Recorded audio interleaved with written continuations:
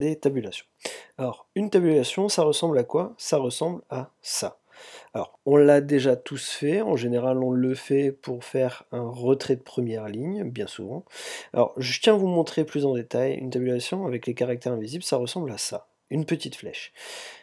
Et ici, on va avoir un outil qui est le taquet, donc pour faire les tabulations, dans lequel on va pouvoir gérer l'espace de nos tabulations.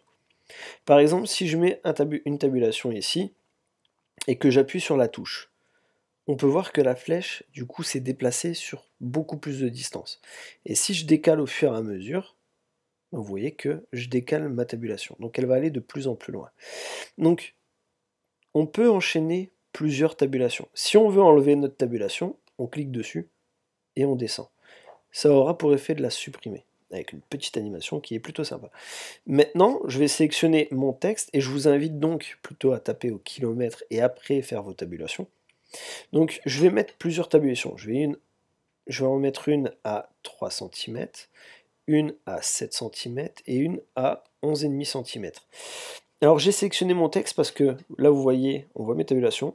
Si je vais au-dessus, on ne les voit plus parce qu'ils sont attribués qu'à cette ligne-là. Donc du coup, je vais faire une première tabulation, ça va aller à 3 cm. Une deuxième tabulation, ça va aller à 7 cm. Une troisième tabulation qui ira à 11 cm et demi. Donc tabulation gauche, on l'a vu, c'est exactement celle-là. Je vais la mettre par exemple ici à 10 et je vais faire tabulation. Ça fonctionne pas, c'est normal, mon texte est sélectionné. Je fais ma tabulation sur les différents éléments. Vous voyez que tout ira à 10 cm. Maintenant la tabulation centrée. En cliquant là-dessus, on peut voir qu'il y a un autre type de tabulation, la tabulation centrée.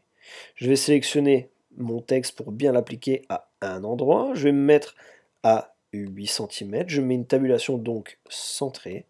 Je vais faire tabulation, tabulation. Et lui, il va centrer en fonction de ma tabulation.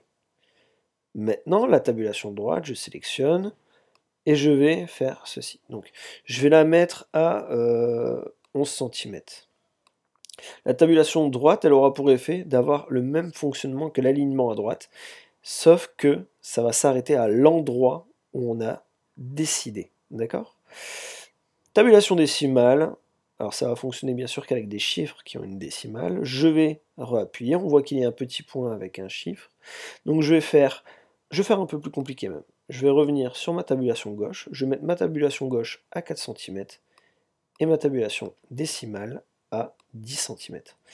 Je vais faire une première fois, ça va à gauche. Une deuxième fois, ça va s'aligner sur la virgule de mes chiffres. Donc admettons, ici, on viendrait à avoir 15. Vous voyez, ça va toujours s'aligner en fonction de la virgule.